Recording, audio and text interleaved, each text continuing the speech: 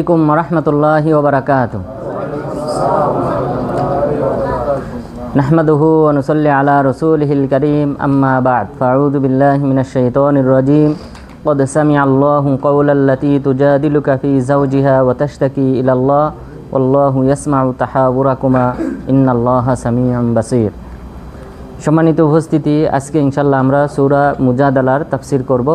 তো সূরা মুজাদালা, এই সূরাটি মদিনায় অবতীর্ণ হয়েছে এবং এই সূরাটি অবতীর্ণ হওয়ার পিছনে একটি শানে নুজুল রয়েছে, কারণ রয়েছে। তো মুজাদালা শব্দের অর্থ হলো বাকবিতণ্ডা করা, ঝগড়া করা অথবা অভিযোগ করা। তো এটা হলো অর্থ মুজাদালা শব্দের। তো এই শব্দটা এখানে ব্যবহার হয়েছে এই সূরাতে, এই কারণে এই সূরার নামকরণ করা হয়েছে মুজাদালা। তো মহান রব্বুল আলামিন প্রথম আয়াতে বলেছেন, ক্বাদ সামি'আল্লাহু কাওলাল্লাতী তুজাদিলুকা ফী যাওজিহা। আল্লাহ তাআলা সেই রমণীর কথা শুনেছেন যিনি আপনার সাথে বাকবিতণ্ডা করে। ফী যাওজিহা, তার স্বামীর ব্যাপারে, তার স্বামীকে নিয়ে সে যে বাকবিতণ্ডা করতেছে আপনার সাথে, সে কথা আল্লাহ তাআলা শুনেছেন। ওয়া তাশতাকী ইলাল্লাহ, এবং সে আল্লাহ তাআলার নিকট অভিযোগ করতেছে। আল্লাহু ইয়াসমা'ু তাহাওয়ারাকুমা, আল্লাহ তাআলা তোমাদের উভয়ের কথোপকথন, অর্থাৎ ওই মহিলা এবং রাসূল সাল্লাল্লাহু আলাইহি ওয়াসাল্লামের উভয়ের কথোপকথন আল্লাহ তাআলা শুনেছেন। ইন্নাল্লাহা সামিউন বাসীর, নিশ্চয়ই আল্লাহ তাআলা সর্বশ্রোতা এবং সর্বদ্রষ্টা। তো এই আয়াতের যে শানে নুজুল তা হলো,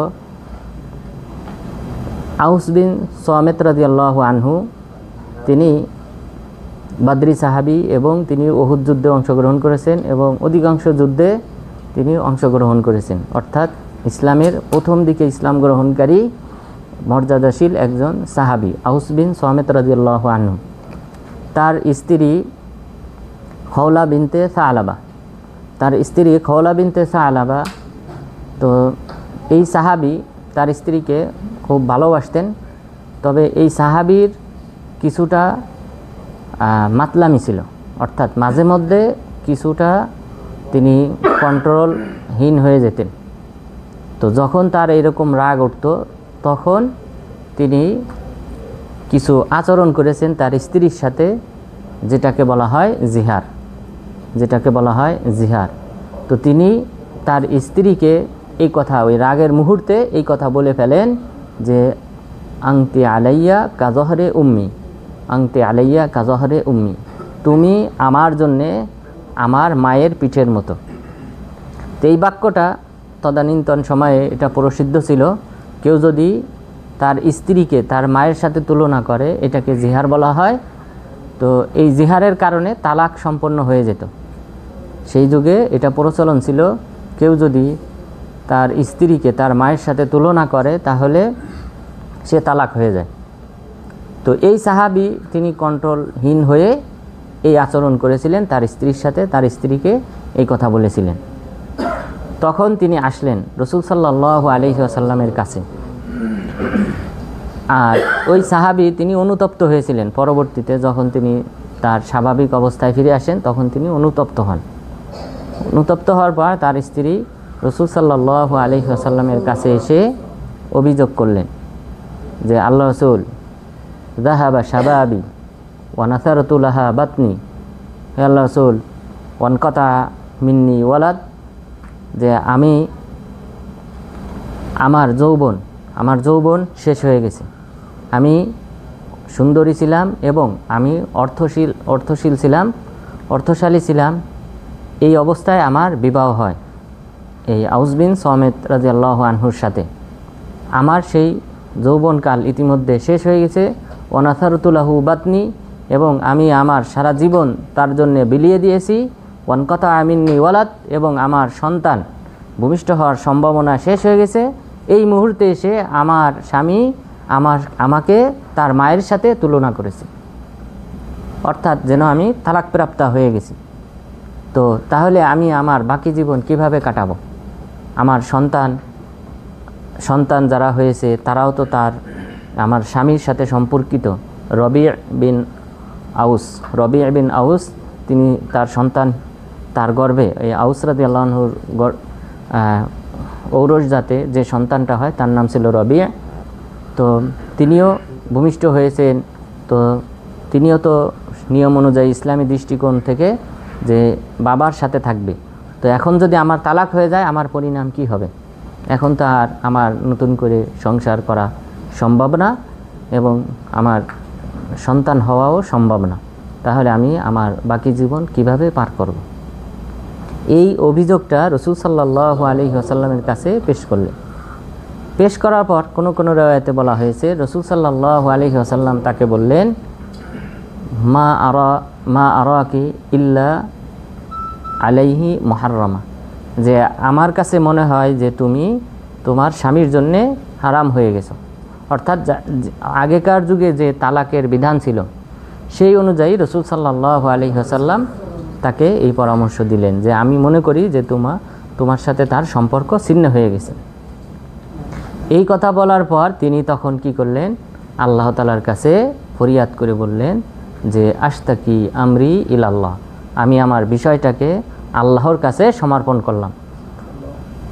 তো আয়েশা রাদিয়াল্লাহু আনহা তিনি বলতেছেন, আমরা বাসায় ছিলাম, আমি বাসার অপর প্রান্তে ছিলাম, এই কথোপকথন উভয়ের মাঝে কথোপকথন কিছু বাক্য আমি শুনতেছিলাম, কিছু বাক্য আমি শুনতে পাই নাই। তবে আমরা যতটুকু শুনেছিলাম তো শুধুমাত্র তিনি একা কাঁদেন নাই, বরং তিনি আমাদেরকেও কাঁদিয়েছেন। তার এই অভিযোগের বাণী, ফরিয়াদের বাণী শুনে আমরাও কেঁদেছি, তিনিও কেঁদেছেন। আর তার এই ফরিয়াদের কিছু কিছু বাক্য, বাকবিতণ্ডার কিছু কিছু বাক্য আমি শুনতে পেয়েছিলাম, আর কিছু কিছু শুনতে পাই নাই। আল্লাহ তাআলা তখন আয়াত অবতীর্ণ করলেন, কদ সামি আল্লাহু কাওলাল্লাতী তুজাদিলুকা ফি যাওজিহা, আল্লাহ তাআলা অবশ্যই শুনেছেন সেই রমণীর কথা যিনি তার স্বামীর ব্যাপারে আপনার সাথে বাকবিতণ্ডা করে। আয়েশা রাদিয়াল্লাহু আনহা এই আয়াত অবতীর্ণ হওয়ার পর তিনি বলেছেন যে আলহামদুলিল্লাহিল্লাযী ওয়াসিআ সামউহু আল আসওয়াতা কুল্লাহা, সেই আল্লাহ তাআলার প্রশংসা যিনি সকল আওয়াজ শ্রবণ করেন, সেই আল্লাহ তাআলার প্রশংসা। আমি ঘরের এক পাশে থাকা সত্ত্বেও এই মহিলার কিছু কিছু বাক্য আমি শুনতে পেয়েছিলাম, কিছু আমার কাছে অস্পষ্ট ছিল, কিন্তু আল্লাহ তাআলা সাত আসমানের উপর থেকে তিনি আয়াত অবতীর্ণ করে জানিয়ে দিলেন যে এই মহিলার বাণী আমি শুনেছি। এই ফরিয়াদ শোনার পর আল্লাহ তাআলা মুসলিমদের জন্য শুধুমাত্র এই মহিলা তার সাংসারিক জীবনের জন্য নয়, বরং সকল মুসলিমের জন্য আল্লাহ তাআলা একটা নতুন পথ উন্মোচন করে দিলেন। তালাকের বিধান বাতিল করে দিয়ে আল্লাহ তাআলা নতুন বিধান প্রদান করলেন, যেটা এই আয়াতে উল্লেখ করা হয়েছে। মহান রব্বুল আলামিন বললেন, ওয়াতাশতাকি ইলাল্লাহ, এই রমণী আল্লাহ তাআলার নিকট ফরিয়াদ করেছিলেন, অভিযোগ জানিয়েছিলেন। ওয়াল্লাহু ইয়াসমাউ তাহাবুরাকুমা, আল্লাহ তাআলা তোমাদের উভয়ের সংলাপ তিনি শুনেছিলেন। ইন্নাল্লাহা সামিউন বাসীর, নিশ্চয়ই আল্লাহ তাআলা সর্বশ্রোতা এবং সর্বদ্রষ্টা। আল্লাযীনা ইউযাহিরুনা মিনকুম মিন নিসাইহিম মা হুন্না উম্মাহাতিহিম, যারা তাদের স্ত্রীদের সাথে, তোমাদের মধ্য থেকে যারা তাদের স্ত্রীদের সাথে জিহার করে, মা হুন্না উম্মাহাতিহিম, তারা তাদের মা নয়। স্ত্রীদেরকে যারা নিজের মায়ের সাথে তুলনা করে, সেই স্ত্রীরা তোমাদের মা নয়, তারা তোমাদের স্ত্রী। স্ত্রী স্বামীর জন্য হালাল, কিন্তু মার সাথে চিরদিনের জন্য বিবাহ বন্ধন হারাম। তাহলে কিভাবে মায়ের সাথে তুলনা করা হয় স্ত্রীকে, যাকে আল্লাহ তাআলা হালাল করেছেন? তো এটা হলো ফাহিশি কথা। আল্লাহ তাআলা এটাকে ফাহিশি বাক্য হিসেবে আখ্যায়িত করেছেন। আর আগের বিধান যে তালাক হয়ে যাবে এই বিধান রহিত করেছেন। আল্লাযীনা ইউযাহিরুনা মিনকুম মিন নিসাইহিম মা হুন্না উম্মাহাতিহিম, নিশ্চয়ই যারা তোমাদের মধ্য থেকে তাদের স্ত্রীদের সাথে জিহার করে তারা তাদের মা নয়। ইন উম্মাহাতুহুম ইল্লাল্লাহি ওয়ালাদনাহুম, তাদের মা তো তারাই যারা তাদেরকে ভূমিষ্ঠ করেছে। তো যার গর্ভ থেকে যে ব্যক্তি ভূমিষ্ঠ হয়েছে সেই তার মা, অন্য কোনো ব্যক্তি, অন্য কোনো মহিলা তার মা নয়। তাহলে স্ত্রীরা তাদের মা নয়, বরং গর্ভধারিণী মাই তাদের প্রকৃত মা। ওয়া ইন্নাহুম লা ইয়াকুলুনা মুনকারাম মিনাল কওলি ওয়া যুরা, নিশ্চয়ই তারা অসত্য কথা এবং অসঙ্গতপূর্ণ কথা, অন্যায় ফাহিশি কথা তারা বলে। তাহলে আল্লাহ তাআলা এটাকে মিথ্যা কথা এবং ফাহিশি কথা হিসেবে আখ্যায়িত করেছেন। যে জিহার করা, তো এই জিহারের শব্দ শুধুমাত্র এটার সাথে সীমাবদ্ধ না। কেউ যদি তার মায়ের সাথে তুলনা করে যে যে আংতি আলাইয়া কাজহরি উম্মি, তুমি আমার মায়ের মতো, অথবা কেউ যদি বলে আংতি আলাইয়া কাজহরে উখতি, তুমি আমার বোনের মতো, তাহলেও এটা জিহারের অন্তর্ভুক্ত হবে, কারণ বোন চিরদিনের জন্য হারাম। তো অনুরূপভাবে খালার সাথে যদি কেউ তুলনা করে তাহলেও সেটাও এই ফাহিশিকতার অন্তর্ভুক্ত হবে, জিহারের অন্তর্ভুক্ত হবে। তাহলে মা, বোন, তারপর মেয়ে, এরপর খালা, এদের সাথে যদি কেউ এই জাতীয় তুলনা করে তাহলে সেটাও জিহারের অন্তর্ভুক্ত হবে। আর এটা ফাহিশি কথা হিসেবে আল্লাহ তাআলা আখ্যায়িত করেছেন, মিথ্যা কথা হিসেবে আখ্যায়িত করেছেন। ওয়া ইন্নাল্লাহা লাআফুবুন গফুর, নিশ্চয়ই আল্লাহ তাআলা ক্ষমাশীল, ক্ষমাশীল এবং ক্ষমাকারী। অর্থাৎ এই দুইটি আল্লাহ তাআলার নাম, আফুব এবং গফুর, গফফার, গফির, এগুলি হলো আল্লাহ তাআলার নাম, যে চারটি নামেরই অর্থ হলো ক্ষমাকারী। অর্থাৎ এখানে আল্লাহ তাআলা এই আয়াতের শেষ অংশে যে বললেন আমি ক্ষমাকারী, ক্ষমাশীল, এর উদ্দেশ্য হলো এই ফাহিশি কথা, অশ্লীল কথা বলার পর কেউ যদি ফিরে আসে তাহলে আমি তার এই অপরাধকে, তার এই কবিরা গুনাহকে অবশ্যই আমি ক্ষমা করব। এরপর মহান রব্বুল আলামিন বললেন এদের কাফারা কি, অর্থাৎ এই কবিরা গুনাহ এটার কাফারা দিতে হবে। কাফারাটা কি সে সম্পর্কে আল্লাহ তাআলা বলেন ওয়াল্লাযীনা ইউযাহিরুনা মিন নিসাইহিম থুম্মা ইয়াউদুনা লিমা ক্বালু ফাতাহরিরু রাকাবা, যে যারা তাদের স্ত্রীদের সাথে জিহার করবে, এরপর তারা যদি প্রত্যাহার করে, এই জিহারটা প্রত্যাহার করে অথবা আল্লাহর পথে ফিরে আসে, তাহলে কি করবে? ফাতাহরিরু রাকাবাতিন মিন ক্বাবলি আইয়াতামাসসা, তাহলে স্ত্রীর সাথে মিলিত হওয়ার পূর্বে একটি দাস আজাদ করবে। এটা হলো প্রথম কাফারা, যে একটা দাস আজাদ করতে হবে স্ত্রীর সাথে মিলিত হওয়ার পূর্বে, স্ত্রীর সাথে সহবাস করার পূর্বেই, এটা প্রথম শর্ত। এরপর যালিকুম তুআদুনা বি, তোমাদেরকে এই পরামর্শই দেওয়া হচ্ছে, আল্লাহু বিমা তা'মালুনা খবীর, তোমরা যে সকল আমল করো আল্লাহ তাআলা সেই সম্পর্কে অবহিত আছেন। এখন কেউ যদি একটা দাস আজাদ করতে সক্ষম না হয়, দাসের মূল্য সেই সময় প্রায় 10,000 দিরহাম ছিল, 8,000 দিরহাম ছিল, এটা বিরাট একটা অ্যামাউন্ট। তো এটা যদি কারো পক্ষে সম্ভব না হয় তাহলে কি করবে? ফামাল্লাম ইয়াজিদ ফাসিয়ামু শাহরাইনি মুতাতাবিআইনি মিন ক্বাবলি আইয়াতামাসসা, যদি কোনো ব্যক্তি এটা করতে সক্ষম না হয় তাহলে 2 মাস লাগাতার স্ত্রীর সাথে সহবাস করার পূর্বেই সিয়াম পালন করবে। স্ত্রীর সাথে মিলিত হওয়ার পূর্বে 2 মাস লাগাতার একটানা, অর্থাৎ এখানে কোনো প্রকার বিরতি ছাড়াই তাকে সিয়াম পালন করতে হবে 60 দিন, অথবা ওই মাস যদি 29-এ যায় তাহলে 59 দিন, কারণ 2 মাস লাগাতার সাধারণত 29-এ যায় না, তো সেই হিসেবে 59 অথবা 60 দিন তাকে লাগাতার সিয়াম পালন করতে হবে। আর এর মাঝে স্ত্রীর সাথে সহবাস করা যাবে না। ফামাল্লাম ইয়াস্তাতি ফা ইতআমু 60 মিসকিনা, আর যদি কেউ একটানা 60 দিন অথবা 59 দিন সিয়াম পালন করতে যদি সক্ষম না হয় তাহলে সে 60 জন মিসকিনকে খাবার খাওয়াবে। 60 জন মিসকিনকে একবেলা খাবার খাওয়াবে, তাদেরকে দাওয়াত করে বাসায় এনে খাবার খাওয়াতে পারে, অথবা একবেলা খাবারের জন্য যে চাউল প্রয়োজন সেটা যদি তাদেরকে দিয়ে দেয় তাহলেও আদায় হবে। তাহলে 60 জন মিসকিনকে খাবার খাওয়াতে হবে। যালিকা লিতুমিনু বিল্লাহি ওয়া রাসূলি, এই যে বিধান দেওয়া হলো 3টি কাফারার যে কোনো একটি তাকে আদায় করতে হবে, এই বিধানটা দেওয়া হয়েছে লিতুমিনু বিল্লাহি ওয়া রাসূলি, যেন তোমরা আল্লাহ তাআলা এবং তার রাসূলের প্রতি বিশ্বাসী হও, ঈমানদার হও, এই কারণে তোমাদেরকে এই বিধান দেওয়া হয়েছে। ওয়া তিলকা হুদুদুল্লাহ, এটাই হলো আল্লাহ তাআলার সীমারেখা। তাহলে কবিরা গুনাহ, এটা কবিরা গুনার অন্তর্ভুক্ত। সীমারেখা মানে এটা ক্রস করা যাবে না, অতিক্রম করা যাবে না। তো যদি কেউ জিহার করে তাহলে সে আল্লাহ তাআলার সীমাকে অতিক্রম করে ফেললো, অর্থাৎ সে কবিরা গুনায় লিপ্ত হলো। ওয়া তিলকা হুদুদুল্লাহ, এটাই হলো আল্লাহ তাআলার সীমারেখা। ওয়ালিল কাফিরিনা আযাবুন আলীম, আর কাফেরদের জন্য রয়েছে যন্ত্রণাদায়ক শাস্তি। এরপর আল্লাহ তাআলা এই সূরাতে বিশেষ করে মুনাফিক এবং ইহুদিদের সম্পর্কে আলোচনা করেছেন। মুনাফিক এবং ইহুদিদের বিভিন্ন অভ্যাস সম্পর্কে, বিভিন্ন আচরণ সম্পর্কে আল্লাহ তাআলা এই সূরার বাকি অংশগুলিতে আলোচনা করেছেন। তাহলে আহকাম হিসেবে, বিধিবিধান হিসেবে যে এই সূরাতে আমরা একটা গুরুত্বপূর্ণ একটা বিধান জানতে পারলাম যে যদি কেউ তার স্ত্রীকে এইভাবে তুলনা করে, অনেকেই আছে খেলতামাশা বশত স্ত্রীকে বোন হিসেবে ডাকে অথবা স্ত্রী ভাই হিসেবে সম্বোধন করে, এই জাতীয় আবেগ এখানে অবশ্যই বর্জন করতে হবে। এটা ফাহিশি কথাবার্তার অন্তর্ভুক্ত। অবশ্যই এটা জেহার হবে না, কিন্তু তবুও এটা বর্জন করতে হবে। এটা ফাহিশি কবিরা গুনার অন্তর্ভুক্ত। এরপর মহান রব্বুল আলামিন বললেন, ইন্নাল্লাযীনা ইউহাদ্দুনাল্লাহা ওয়া রাসূলাহু কুবিতু কামা কুবিতাল্লাযীনা মিন ক্বাবলিহিম, নিশ্চয়ই যারা আল্লাহ এবং তার রসুলের বিরুদ্ধাচরণ করে তারা ধ্বংস হবে সেইভাবে যেভাবে তাদের পূর্ববর্তী সম্প্রদায়কে ধ্বংস করা হয়েছে।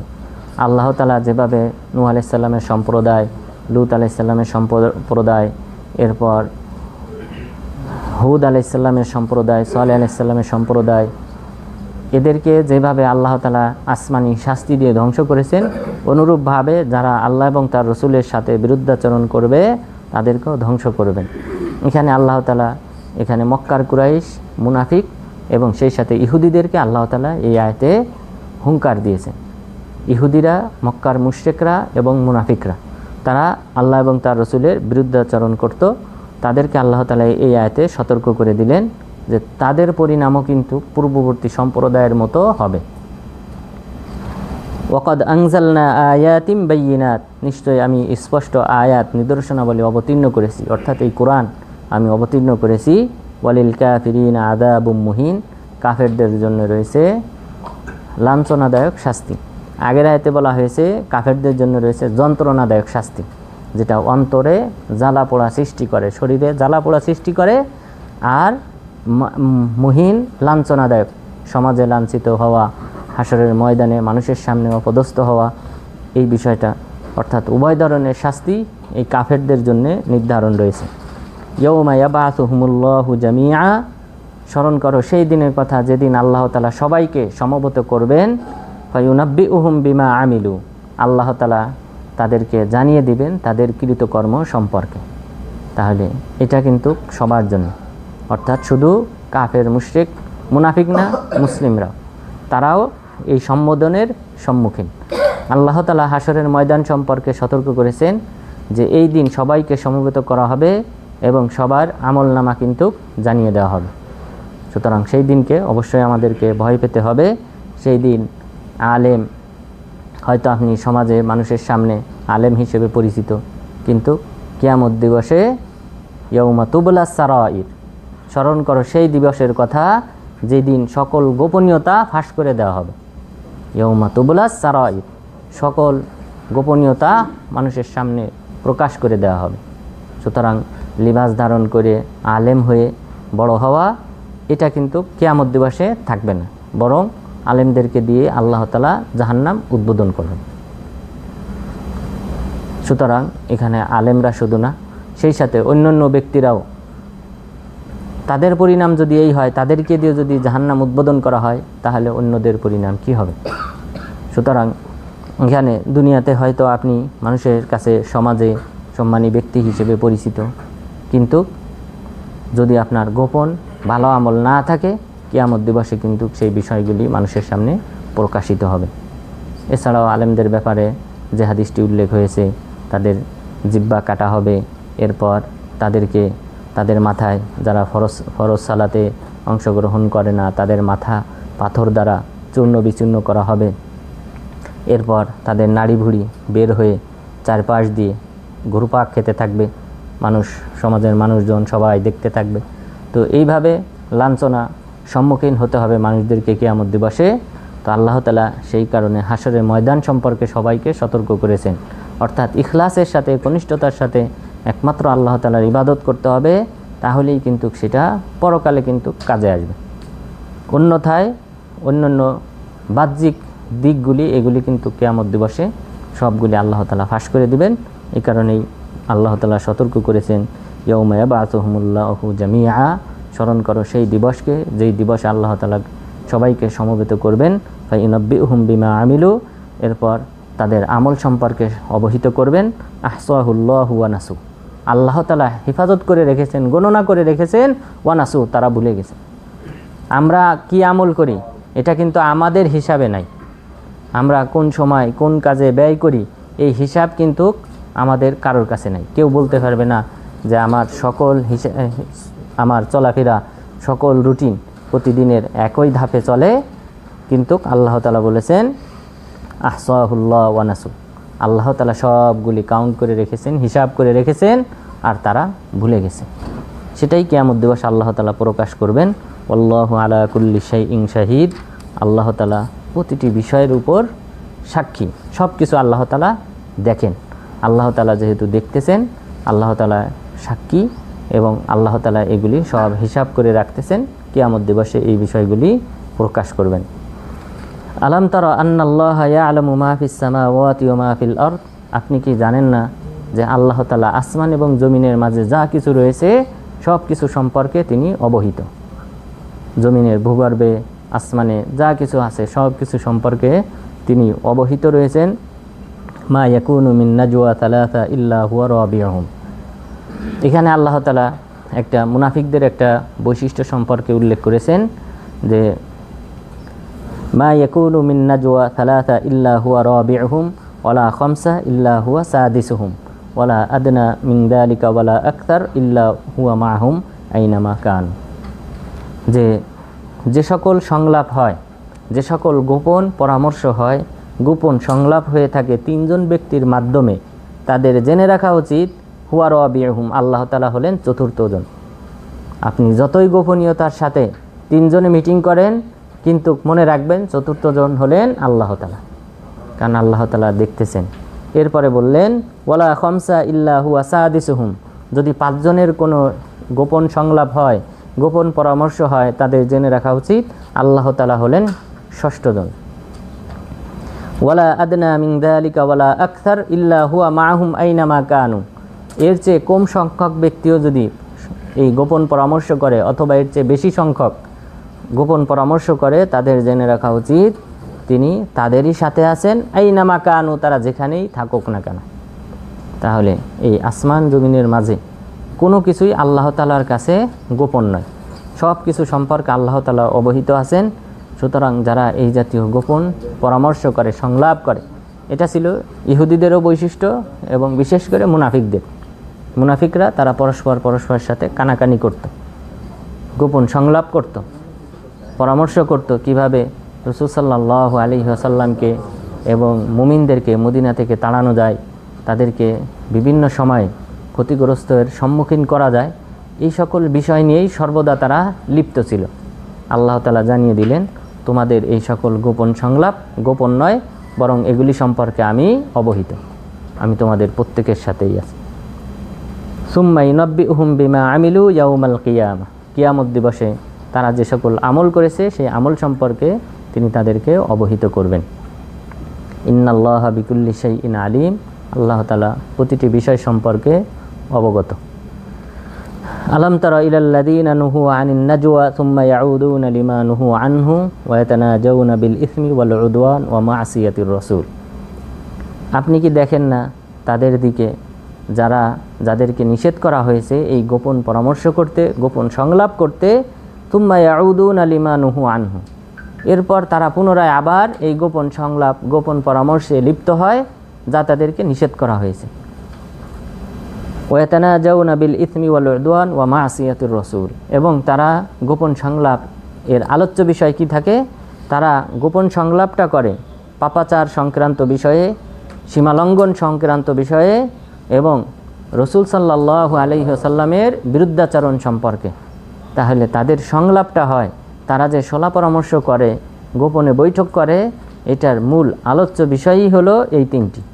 পাপাচার সম্পর্কে, কিভাবে ফিতনা ফাসাদ সৃষ্টি করা যায় সমাজে, উদওয়ান জুলুম কিভাবে করা যায়, এরপর রাসূল সাল্লাল্লাহু আলাইহি ওয়াসাল্লামের বিরুদ্ধাচরণ কিভাবে করা যায়, এই বিষয়ে তারা সংলাপ করে। ওয়া ইযা জাউকা হাইয়াউকা বিমা লাম ইউহাইয়িকা বিহিল্লাহ, এবং যখন তারা আপনার কাছে আসে তখন এমন অভিবাদন আপনাকে জানায় যেই অভিবাদন, যেই শুভেচ্ছা বাক্য আল্লাহ তাআলাও আপনার ক্ষেত্রে ব্যবহার করেননি। তো মুনাফিক মিষ্টি ভাষা, অর্থাৎ এটা একটা ব্যাখ্যা। আরেকটা ব্যাখ্যা পরে বলি। তো এটা হলো একটা ব্যাখ্যা যে ওয়াইদা জাউকা হাইয়াউকা বিমা লাম ইউহাইয়িকা বিহিল্লাহ, আল্লাহ তাআলা যে ভাষায় আপনাকে সম্বোধন করেন নাই, যেই মর্যাদায় মর্যাদাশীল করেন নাই, সেই সকল ভাষায় সেই সকল মর্যাদায় তারা আপনাকে ভূষিত করে, অর্থাৎ আপনার ব্যাপক প্রশংসা করে, যে প্রশংসা আল্লাহ তাআলাও আপনার ক্ষেত্রে ব্যবহার করেন নাই। যখন তারা আপনার সামনে আসে, আপনার মজলিসে আসে, ওয়াকুলুনা ফি আনফুসিহিম লাউলা ইউআযিবুনাল্লাহু বিমা নাকুল, এবং তারা মনে মনে তখন বলে, অর্থাৎ মুখে তো এইভাবে প্রশংসা করে, কিন্তু মনে মনে তারা বলে আল্লাহ তাআলা কেন আমাদেরকে শাস্তি দেন না আমাদের এই কথার কারণে। আমরা যে এই দ্বিমুখী আচরণ করি, সামনে গেলে প্রশংসা করি, গোপনে তার বিরুদ্ধে ষড়যন্ত্র করি, এই কারণে কেন আল্লাহ তাআলা আমাদেরকে শাস্তি দেন না, তারা মনে মনে এটা বলে। হাসবুহুম জাহান্নাম ইয়াসলাউনাহা, তাদের জন্য জাহান্নাম যথেষ্ট, সেখানে তারা দগ্ধ হবে, পুড়তে থাকবে।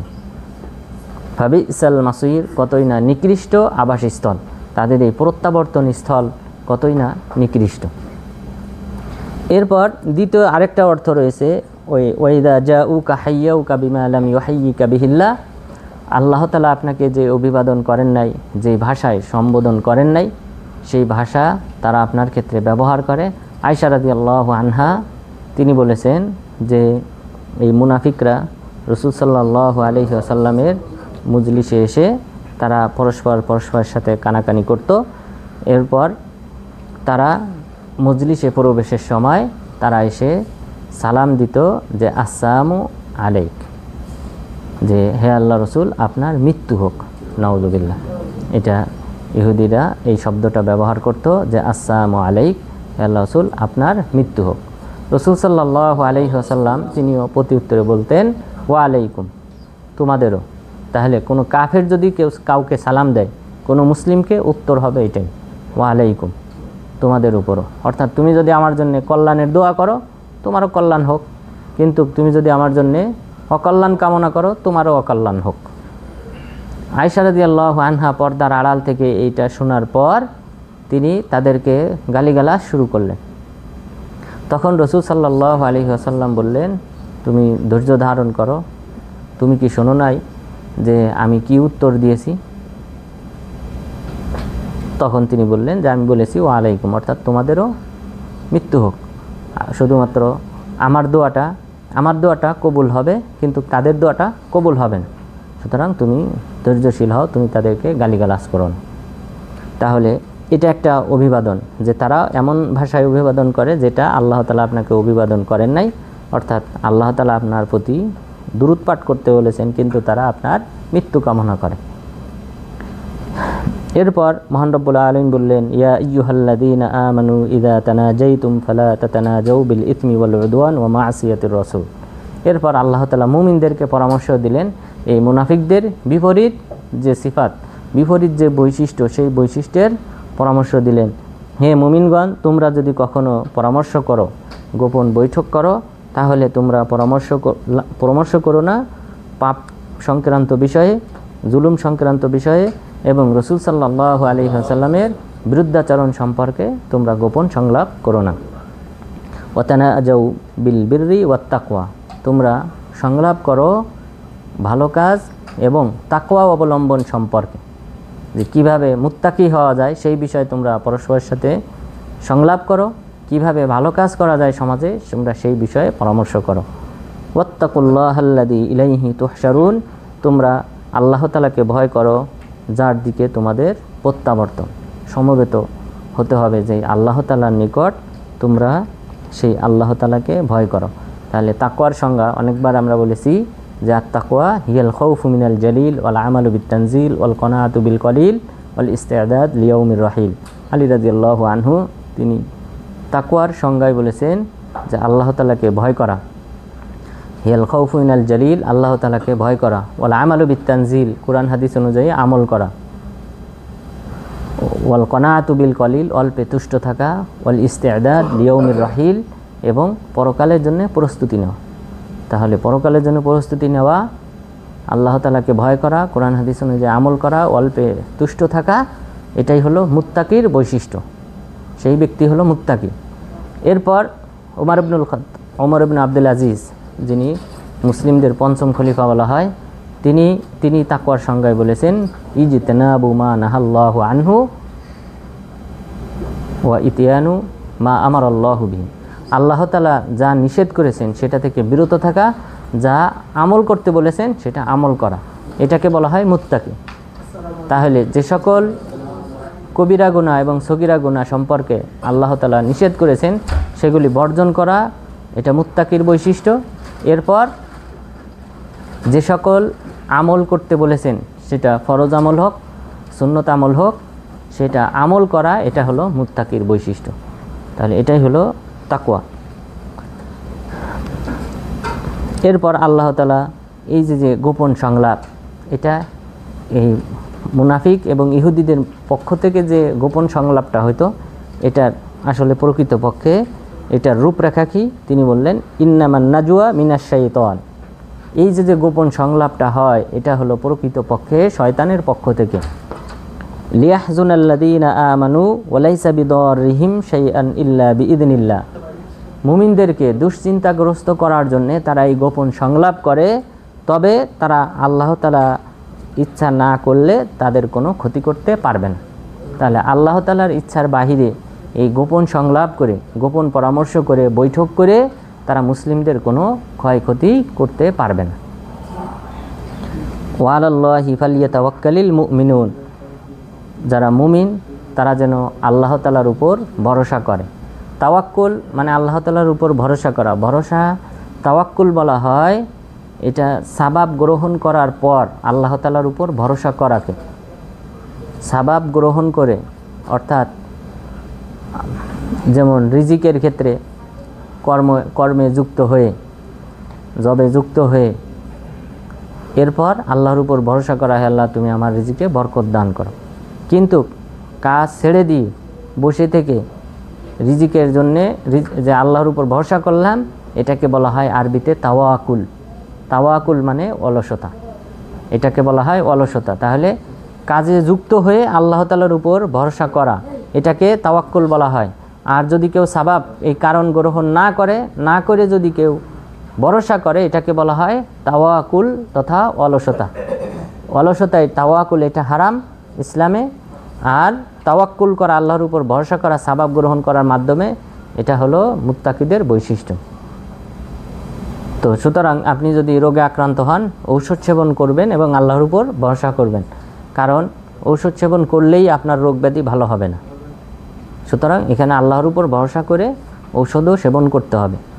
তাহলে এটা হলো বিষয়, যে সাবাব গ্রহণ করার পর আল্লাহর উপর ভরসা করাকে তাওয়াক্কুল বলা হয়, আর সাবাব গ্রহণ না করে শুধুমাত্র আল্লাহর উপর ভরসা করাটাকে তাওয়াক্কুল বলা হয়, যেটার অর্থ হলো অলসতা। এরপর মহান রব্বুল আলামিন বলেছেন, ইয়া আইয়ুহাল্লাযীনা আমানু ইযা ক্বিলা লাকুম তাফাসসাহু ফিল মাজালিসি ফাফসাহু ইয়াফসাহিল্লাহু লাকুম। হে মুমিনগণ, তোমাদেরকে যদি বলা হয় মজলিস প্রশস্ত করে দিতে, তাহলে তোমরা প্রশস্ত করে দাও। অর্থাৎ মজলিসে জায়গা যদি সংকলন না হয়, এখানেও আমাদের এই রুমটা ছোট তুলনামূলক, যখন 60-70 জন উপস্থিত হয় তখন কিন্তু বসা কঠিন। তো আল্লাহ তাআলা কি বললেন, হে মুমিনগণ, যখন তোমাদেরকে বলা হবে তাফাসসাহু ফিল মাজালিস ফাফসাহু, মজলিস বৈঠকখানায় যখন তোমাদেরকে প্রশস্ত করে দিতে বলা হবে, অন্যদেরকে জায়গা করে দিতে বলা হবে, তোমরা তখন প্রশস্ত করে দাও। ইয়াফসাহিল্লাহু লাকুম, আল্লাহ তাআলাও তোমাদেরকে প্রশস্ত করে দিবেন। অর্থাৎ আপনি আপনার পাশের ভাইকে বসার সুযোগ করে দিবেন। আপনি হয়তো যেভাবে বসেছেন সেভাবে না বসে অন্যভাবে বসলে আরেকজন ব্যক্তি বসতে পারবে, এরকম সুযোগ করে দিতে হবে। ওয়া ইযা কিলা ইনশুযু ফানশুযু ইয়ারফাইল্লাহুল্লাযীনা আমানু মিনকুম। আর যখন তোমাদেরকে চলে যেতে বলা হয়, মজলিস শেষ করে চলে যেতে বলা হয়, তখন তোমরা চলে যাও। রাসূল সাল্লাল্লাহু আলাইহি ওয়াসাল্লাম একদা তার বাসায় দাওয়াত দিয়েছিলেন। দাওয়াত দেওয়ার পর লোকজন এসে ওখানে খাওয়া দাওয়া শেষ করে তারা আলাপ আলোচনায় লিপ্ত হয়ে যায়। এখানে লং টাইম তারা অপেক্ষা করে। লং টাইম অপেক্ষা করলে এখানে ওই বাসার লোকজন এদের সমস্যা হয়। তো তখন আল্লাহ তাআলা এই আয়াত অবতীর্ণ করলেন যে তোমাদেরকে যখন চলে যেতে বলা হয় তখন তোমরা চলে যাও। তো এটাই হলো নিয়ম, যে ওই ব্যক্তিদের উপর যেন চাপ সৃষ্টি না হয়, এই কারণে আল্লাহ তাআলা এই আদবটা মুসলিমদেরকে শিক্ষা দিয়েছেন। তাহলে মজলিসে বসার এবং সেই সাথে মজলিস অথবা কোনো বাসায় দাওয়াত পাওয়ার পর সেখানে কি আচরণ করা উচিত সেই সম্পর্কে আল্লাহ তাআলা মুমিনদেরকে শিক্ষা দিয়েছেন যে ওয়াইদা কিলাং সুজু ফাং সুজু, তোমাদেরকে যদি উঠে যেতে বলা হয় তাহলে তোমরা উঠে যাও, ওখানে আর বিলম্ব করো না।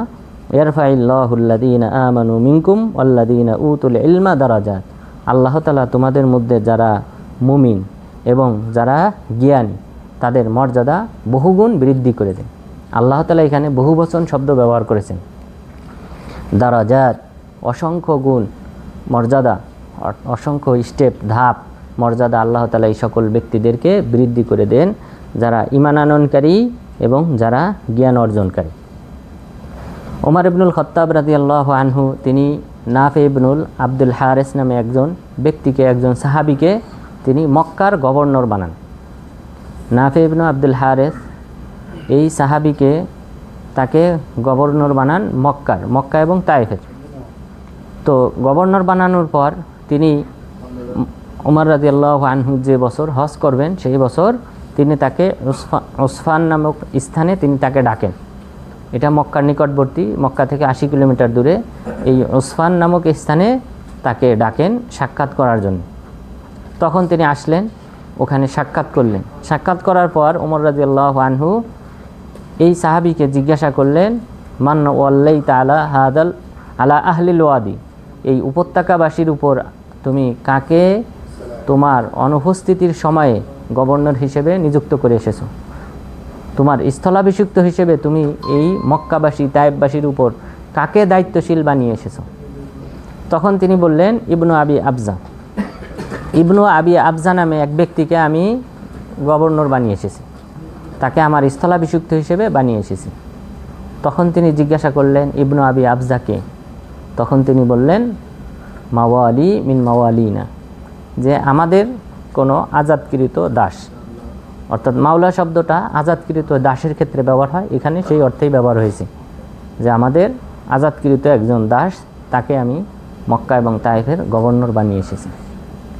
তখন ওমর ইবনুল খাত্তাব রাদিয়াল্লাহু আনহু প্রশ্ন করলেন যে তুমি তাকে দাসদের মধ্য থেকে কাউকে এই মক্কা এবং তায়েফের মতো স্থানে এই জায়গার গভর্নর বানিয়ে এসেছো? তখন তিনি বললেন, হ্যাঁ, ইন্নাহু কারিউন লিকিতাবিল্লাহ ওয়া ইন্নাহু আলিমুন বিল ফারাইদ, হে আমিরুল মুমিনিন, নিশ্চয়ই সে আল্লাহ তাআলার কিতাবের হাফেজ এবং সেই সাথে ইলমুল ফারাইজ সম্পর্কে সে সবচেয়ে বেশি জ্ঞানী। ইলমুল ফারাইজ তথা মিরাজ বন্টন সম্পর্কে তিনি সবচেয়ে বেশি জানেন এবং কোরআনের হাফেজ, এই কারণে আমি তাকে এই মক্কা এবং তায়েফের গভর্নর বানিয়ে এসেছি। উমর রাদিয়াল্লাহু আনহু তখন আর কথা না বাড়িয়ে তিনি বললেন যে জেনে রেখো, তোমাদের নবী সাল্লাল্লাহু আলাইহি ওয়াসাল্লাম তিনি বলেছেন, ইয়ারফাইল্লাহু বিহাদাল কিতাবি আকওয়ামা ওয়া ইয়াযউ বিহি আখারিন, আল্লাহ তাআলা এই কিতাবের মাধ্যমে, কোরআনের মাধ্যমে এক শ্রেণী মানুষকে মর্যাদাশীল করেন, আরেক শ্রেণী মানুষকে লাঞ্ছিত করেন।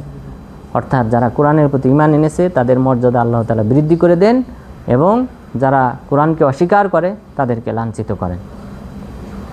তো এই কিতাবের এলেম জ্ঞান, কোরআন এবং হাদিসের জ্ঞান, এটাই হলো উদ্দেশ্য, যে এই কোরআন এবং হাদিসের জ্ঞান যাদের রয়েছে আল্লাহ তাআলা তাদের মর্যাদাশীল করেন এবং বহুগুণ মর্যাদা দান করেন। এছাড়াও রাসূল সাল্লাল্লাহু আলাইহি ওয়াসাল্লাম বলেছেন যে কোনো ব্যক্তি তালিবুল ইলম, যারা জ্ঞান অন্বেষণকারী, তারা যখন কোনো রাস্তা দিয়ে হেঁটে যায় ফেরেশতাগণ তাদের পাখা বিছিয়ে দেন। এরপর তাদের মর্যাদা সম্পর্কে আরও বলা হয়েছে যে তাদের জন্যে আসমান জমিনের সকলেই তাদের জন্য দোয়া করে, এমনকি হাত্তান নামলাতু ফি জুহরিহা ওয়াল হুতু ফিল বাহর, যে এমনকি যে পিপলিকা রয়েছে গর্তে বসবাস করে সেই পিপলিকাও তাদের জন্য দোয়া করে, এমনকি মাছ, হুত শব্দ ব্যবহার করা, হুত বলা হয় তিমি মাছ, এই তিমি মাছ এমনকি তারাও, যারা সমুদ্রে বসবাস করে তারাও তাদের জন্য দোয়া করে। এখানে দুইটা, একটা কীটপতঙ্গের কথা বলা হয়েছে, আরেকটা বলা হয়েছে সামুদ্রিক মাছের কথা। তো এখানে কারণ হলো পিপলিকা সাধারণত কীটপতঙ্গের মধ্যে ছোট কীটপতঙ্গের অন্তর্ভুক্ত, আর মাছ হলো পৃথিবীর সবচেয়ে বড় প্রাণী। পৃথিবীর সবচেয়ে বড় প্রাণী হলো এই তিমি মাছ। তো রাসূল সাল্লাল্লাহু আলাইহি ওয়াসাল্লাম এই হাদিসে এই দুই শ্রেণীর কথা বলেছেন, সবচেয়ে ক্ষুদ্র কীটপতঙ্গ থেকে নিয়ে শুরু করে সবচেয়ে আল্লাহ তাআলার বড় সৃষ্টি যাই পৃথিবীতে রয়েছে, তারা সকলেই এই যারা জ্ঞান, কোরআন হাদিসের জ্ঞান অন্বেষণ করে তাদের জন্য দোয়া করে। তো এটা হলো মর্যাদা। আল্লাহ তাআলা এই সকল ব্যক্তিদের মর্যাদা বহুগুণ বৃদ্ধি করে দেন। ইয়ারফাইল্লাহুল্লাযীনা আমানু মিনকুম ওয়াল্লাযীনা উতুল ইলমা দারাজাত। এছাড়াও রাসূল সাল্লাল্লাহু আলাইহি ওয়াসাল্লাম বলেছেন, মান সালাকা তরিকা ইয়ালতামিসু ফীহি ইলমা সাহহালাল্লাহু লাহু বিহি তরিকান ইলাল জান্নাহ। যে ব্যক্তি ইলম অন্বেষণের রাস্তা অবলম্বন করবে, আল্লাহ তাআলা তার জন্য জান্নাতের রাস্তাকে সহজ করে দেবেন, সেই রাস্তা ধরে আপনি জান্নাতে পৌঁছে যাবেন। তো এটা কিন্তু শুধুমাত্র আলেমদের ফজিলত না, বরং কোরআন হাদিসের জ্ঞান যারা অন্বেষণ করে তাদের সকলেরই ফজিলত। এখানে আপনারা ইসলামিক দাওয়া সেন্টারে আসেন, এই হাদিসের অন্তর্ভুক্ত আপনারাও। এখানে প্রতি সপ্তাহে আপনারা জ্ঞান অন্বেষণ, এখানে অন্য কোনো উদ্দেশ্য আছে কারো? উদ্দেশ্য থাকারও কোনো প্রশ্ন নেই। এখানে থাকার, এখানে দুনিয়াবি কোনো কিছু নেই যে এখানে যাই আমাদের বেতন, মাসিক কোনো বেতন দেওয়া হয় বা বাৎসরিক কোনো উপকার দেওয়া হয়, না একটা সার্টিফিকেট দেওয়া হয়। কী দেওয়া হয়? বিশেষ করে মদিনা ইসলামিক দাওয়া সেন্টারে সার্টিফিকেটও দেওয়া হয় না। অন্যান্য দাওয়া সেন্টারে তাদের এই অন্তত পক্ষে হয়তো তাদের কিছু লেভেল আছে, এই হাজিরা আছে, হাজিরার উপর ভিত্তি করে তারপর বিভিন্নভাবে তাদেরকে সার্টিফিকেট অন্তত পক্ষে দেওয়া হয়, কিন্তু মদিনা দাওয়া সেন্টারে এটাও নাই। তো সুতরাং এখানে যারা আসেন একমাত্র এই দিনের জ্ঞান অন্বেষণের জন্য আসেন। সুতরাং আল্লাহ তাআলা যেন আমাদের সবাইকে জান্নাতের রাস্তাকে সহজ করে দেন, আমিন। এবং সেই সাথে জান্নাতের যে সুউচ্চ মাকাম জান্নাতুল ফিরদাউস রয়েছে, আল্লাহ তাআলা সেখানে যেন থাকার তৌফিক দান করেন, আমিন। আল্লাহু বিমা তা'মালুনা খবীর। আল্লাহ তাআলা তোমরা যা আমল করো সে সম্পর্কে তিনি অবহিত রয়েছেন। ইয়া আইয়ুহাল্লাযীনা আমানু ইযা নাজাইতুমুর রাসূলা ফাকদ্দিমু বাইনা ইয়াদাই নাজওয়াকুম সাদাকা। হে মুমিনগণ, যখন তোমরা তোমাদের নবীর সাথে, তোমাদের রসুলের সাথে যখন তোমরা সংলাপ করবে, কানাকানি করবে, তখন তোমরা সদকা প্রদান করো। এটা একটা ইসলামের প্রাথমিক যুগে এই বিধানটার প্রচলন করা হয় যে রাসূল সাল্লাল্লাহু আলাইহি ওয়াসাল্লামের সাথে কেউ যদি একাকী পরামর্শ করতে চায়, কানাকানি পরামর্শ করতে চায়, ফিসফাস এরকম জাতীয় কোনো আলোচনা করতে চায়, তাহলে সে যেন সদকা প্রদান করে। এটার পিছনে কারণ ছিল মুনাফিকরা মজলিসে আসতো, মজলিসে বসার পর অযথা রাসূল সাল্লাল্লাহু আলাইহি ওয়াসাল্লামের সময় নষ্ট করার জন্যে কানাকানি করত, কানে কানে এসে কথা বলতো। আল্লাহ তাআলা বললেন যে হে মুমিনগণ, তোমরা যদি রসুলের সাথে সংলাপ করতে চাও, গোপন পরামর্শ করতে চাও, তাহলে গোপন পরামর্শের পূর্বে আগে সদকা প্রদান করো। এই বিধান যখন দেওয়া হলো, মুমিনরা সতর্ক হয়ে গেল যে না, কানাকানি করা যাবে না। আর মুনাফিকরা তারা তো সদকা তো দেবেই না আল্লাহর রাস্তায়, কারণ তারা তো মুসলিমদের শত্রু। সুতরাং এই কানাকানি পরামর্শ, এই জাতীয় কথাবার্তা সব বন্ধ হয়ে গেল। যালিকা খায়রুল লাকুম ওয়া আতহার। তোমরা সদকা প্রদান করবে পরামর্শের পূর্বে, এটা তোমাদের জন্য উত্তম এবং পবিত্র। ফা ইল্লাম তাজিদু ফা ইন্নাল্লাহা গফুরুর রহিম। তবে যদি দিতে সক্ষম না হও, তাহলে আল্লাহ তাআলা ক্ষমাশীল, করুণাময়। এরপরের আয়াতে আল্লাহ তাআলা আবার এটা মানসুখ করে দিয়েছেন, আশফাকতুম আন তুকদ্দিমু বাইনা ইয়াদাই নাজওয়াকুম সাদাকাত। তোমরা কি কষ্ট সাধ্য মনে করো যে তোমরা নবীর সাথে পরামর্শ করার পূর্বে সদকা প্রদান করবে, এটা কি তোমাদের জন্য কষ্টকর? ফাইদ লাম তাফআলু ওয়া তাবাল্লাহু আলাইকুম ফাকিমুস সালাতা ওয়া আতুজ যাকাতা ওয়া আতিউল্লাহ ওয়া রাসূলুহু। যদি তোমরা তা না করো, সদকা যদি প্রদান না করো, আর আল্লাহ তাআলা তোমাদের তওবা কবুল করবেন এবং ফাকিমুস সালাহ, সুতরাং তোমরা সালাত প্রতিষ্ঠা করো, সালাত আদায় করো, যাকাত প্রদান করো, আল্লাহ এবং তার রাসূলের আনুগত্য করো, তাহলেই যথেষ্ট, তোমাদের আর সদকা প্রদান করতে হবে না। তাহলে ওখানে মুনাফিকদের, আগের আয়াতে মুনাফিকদেরকে শিক্ষা দেওয়া হয়েছে, মুমিনদেরকে সতর্ক করা হয়েছে।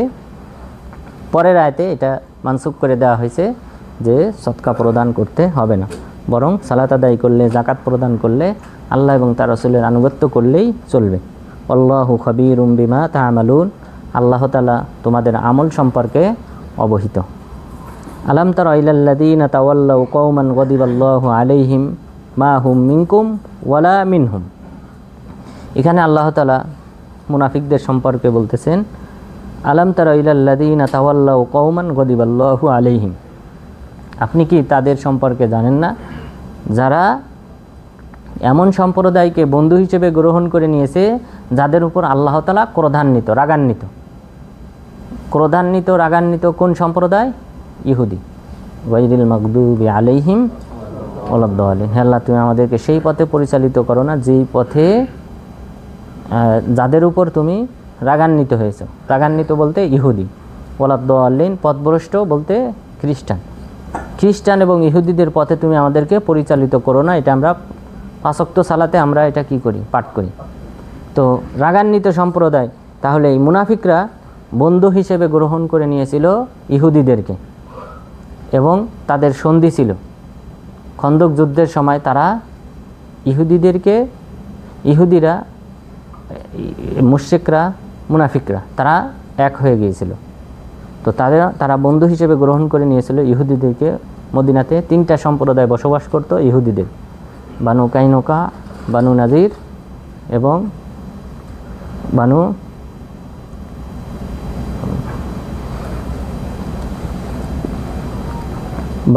কাইনুকা, বানু নাজির এবং আরও একটা সম্প্রদায়।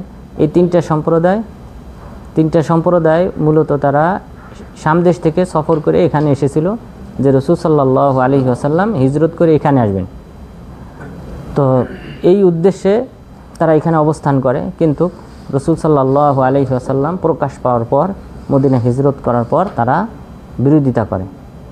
তো এই 3 সম্প্রদায়, বানু কাইনুকা, বানু কুরাইজা এবং বানু নাজির, এই 3টা সম্প্রদায়ের সাথে এখানকার যে মুনাফিকরা ছিল তারা ঐক্যবদ্ধ হয় এবং সেই সাথে মক্কার কুরাইশদের সাথে তাদের যোগাযোগ ছিল। তো আল্লাহ তাআলা এই মুনাফিকদের সম্পর্কে বললেন যে আপনি তাদের সম্পর্কে কি ভেবে দেখেছেন যারা আল্লাহ তাআলা যাদের উপর রাগান্বিত হয়েছেন তাদেরকে বন্ধু হিসেবে গ্রহণ করে নিয়েছে। মা হুম মিনকুম ওয়ালা মিনহুম, তারা এই মুনাফিকরা তোমাদের অন্তর্ভুক্ত নয়, ওয়ালা মিনহুম, এবং তারা কিন্তু এই ইহুদিদেরও অন্তর্ভুক্ত নয়। তাহলে 3য় শ্রেণী এরা তোমাদেরও বন্ধু না, আবার ইহুদিদেরও প্রকৃত বন্ধু না। ওয়ায়াহলিফুনা আলাল কাযিবি ওয়া হুম ইয়ালামুন, তারা জেনে শুনে মিথ্যা শপথ করে। আ'আদ্দাল্লাহু লাহুম আযাবান শাদীদা, আল্লাহ তাআলা তাদের জন্য কঠোর শাস্তি প্রস্তুত করে রেখেছেন। ইন্নাহুম সাআ মা কানু ইয়ামালুন, নিশ্চয়ই তাদের কৃতকর্ম কতই না ঘৃণ্য, কতই না নিকৃষ্ট।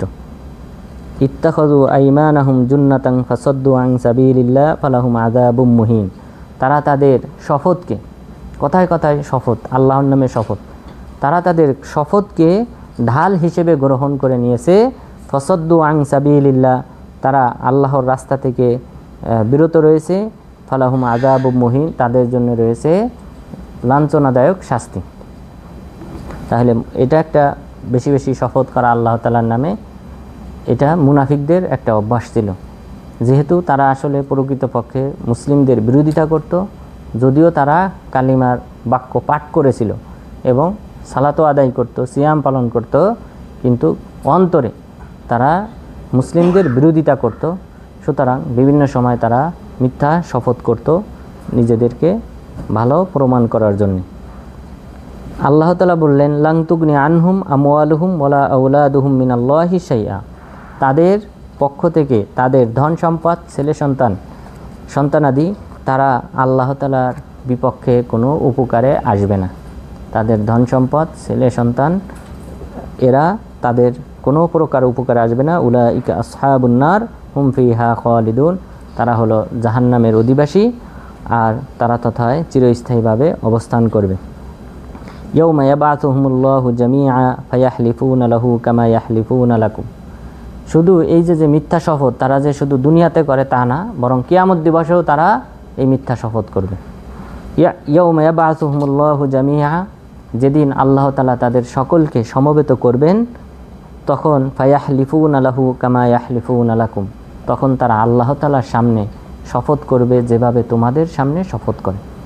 তোমাদের সামনে যেমন মিথ্যা শপথ করে, কিয়ামত দিবসেও আল্লাহ তাআলার সামনেও মিথ্যা শপথ করবে। ওয়াহসাবুনা আন্নাহুম আলা শাই, এবং তারা নিজেদেরকে মনে করে কল্যাণকর বিষয়ের উপর তারা প্রতিষ্ঠিত, তারা ভালো কাজে প্রতিষ্ঠিত রয়েছে এটা তারা নিজেদেরকে মনে করে। আলা ইন্নাহুম হুমুল কাযিবুন, জেনে রেখো নিশ্চয়ই তারাই মিথ্যুক। ইস্তাহওয়াদা আলাইহিমুশ শাইতানু ফাআনসাহুম যিকরাল্লাহ, শয়তান তাদের উপর প্রভাব খাটিয়েছে, প্রভাব বিস্তার করে ফাআনসাহুম যিকরাল্লাহ, আল্লাহ তাআলার জিকির থেকে তাদেরকে দূরে সরিয়ে রেখেছে। আল্লাহ তাআলার জিকির, আল্লাহ তাআলার স্মরণ করা থেকে, আল্লাহ তাআলার কোরআন থেকে তাদেরকে দূরে সরিয়ে দিয়েছে শয়তান। তাহলে মানুষের পথভ্রষ্ট হওয়ার পিছনে যে তিনটি প্রধান কারণ, তার মধ্যে একটা হলো শয়তান, যেটা আল্লাহ তাআলা উল্লেখ করেছেন। একটা হলো সামাজিক প্রভাব, সমাজের মানুষের মাধ্যমে অথবা আশেপাশের বন্ধুদের দ্বারা মানুষ প্রভাবিত হয়, মানুষ পথভ্রষ্ট হয়। দ্বিতীয় যে কারণ, অর্থাৎ পিতা মাতা, সমাজের লোকজন, বন্ধু, এদের দ্বারা মানুষ প্রভাবিত হয়ে পথভ্রষ্ট হয়। দ্বিতীয় কারণ গফলা, মানুষ অমনোযোগী থাকার কারণে, অলসতার কারণে মানুষ ধর্ম থেকে দূরে সরে যায়। 3 নম্বর কারণ, শয়তানের প্ররোচনায় মানুষ দূরে সরে যায় ইসলাম থেকে। তো আল্লাহ তাআলা এখানে বললেন যে তাদের উপর শয়তান বিস্তার লাভ করেছিল, আল্লাহ তাআলার স্মরণকে তাদেরকে ভুলিয়ে দিয়েছিল। উলাইকা হিজবুশ শাইতান, তারাই হলো শয়তানের দল। তো যাদের উপর শয়তান বিস্তার লাভ করেছে, আল্লাহ তাআলার জিকির থেকে যারা দূরে থাকে, তারা হলো প্রকৃতপক্ষে শয়তানের দল। আলা ইন্না হিজবাশ শাইতানি হুমুল খাসিরুন, জেনে রেখো নিশ্চয়ই শয়তানের দল তারাই ক্ষতিগ্রস্ত। ইন্নাল্লাযীনা ইউহাদ্দুনাল্লাহা ওয়া রাসূলাহু উলাইকা ফিল আযাল্লিন, নিশ্চয়ই যারা আল্লাহ এবং তার রাসূলের বিরুদ্ধাচরণ করে তারাই হলো লাঞ্ছিত। কাতাবাল্লাহু লাআগলিবান্না আনা ওয়া রাসূলি ইন্নাল্লাহা কাবিয়্যুন আজিজ, আল্লাহ তাআলা লিখে রেখেছেন, ফরজ করেছেন যে অবশ্যই আমি এবং আমার রাসূলগণ বিজয়ী হব, এবং ইন্নাল্লাহা কাবিয়্যুন আজিজ, নিশ্চয়ই আল্লাহ তাআলা হলেন পরাক্রমশালী, শক্তিধর। তাহলে এটাই হলো আল্লাহ তাআলার চিরাচরিত নিয়ম। আল্লাহ এবং তার রাসূলের এবং তাদের অনুসারীরা তারাই শেষ পর্যায়ে বিজয়ী হয়। পৃথিবীতে আল্লাহ তাআলা এই বিজয়ের ক্ষেত্রে আল্লাহ তাআলা একচেটিয়া বিজয় কখনো নবী রাসূলগণকে এবং তার উম্মতকে দেন নাই। সর্বদাই আল হারবু সিজাল, উভয় পক্ষ সমান সমান, অর্থাৎ কখনো কাফেররা বিজিত হবে, কখনো মুসলিমরা বিজিত হবে। এইভাবেই কিন্তু সকল নবী রাসূলগণের উম্মতের এই বিধানটা ছিল। কিন্তু সর্বশেষ চূড়ান্ত যে বিজয়, সেটা ছিল নবী রাসূলগণ এবং তাদের অনুসারীদের। তো বর্তমান যুগেও যে মুসলিমরা বিভিন্ন জায়গায় যে লাঞ্ছিত, অপদস্থ এবং আক্রমণের শিকার, এটাও একটা আল্লাহ তাআলার একটা সমতা। অর্থাৎ একসময় মুসলিমরা একসময় বিজিত ছিল, পুরো বিশ্বের মাঝে মুসলিমদের একটা আলাদা একটা সম্মান ছিল। এরপর শক্তি ধীরে ধীরে কমে গেছে, ইসলামী খিলাফত উঠে গেছে। এইভাবে একসময় আবার ইসলামী খিলাফত ফিরে আসবে, মুসলিমরা আবার শক্তিশালী হবে, কাফেরদের উপর বিজিত হবে। এটা আল্লাহ তাআলার চিরাচরিত নিয়ম। তবে মুসলিমদেরকে সতর্ক থাকতে হবে, প্রস্তুতি নিতে হবে। ওয়া আইদ্দু লাহুম মাস্তাতাতুম মিন কুওয়া, তোমাদের সাধ্য অনুযায়ী তোমরা প্রস্তুতি গ্রহণ করো। তো এই দিক দিয়ে মুসলিমদেরকে অবশ্যই সতর্ক থাকতে হবে। তাহলে আজকের আলোচনায় আমরা যে কয়েকটি বিষয় জানলাম, তার মধ্যে অন্যতম হলো জিহার করা।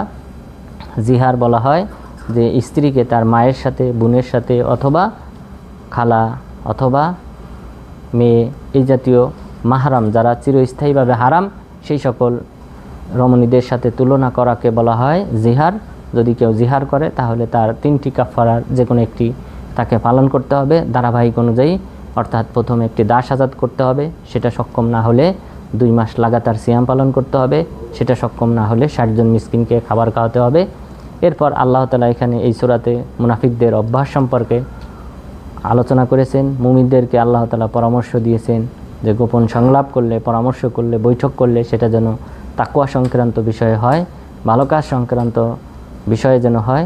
তো আল্লাহ তাআলা যেন আমাদেরকে যে সকল আহকাম শিক্ষা দান করেছেন সেই সকল আহকাম নিজেদের জীবনে বাস্তবায়ন করার মাধ্যমে ইহকালীন পরকালীন সফলতা অর্জন করার তৌফিক দান করেন।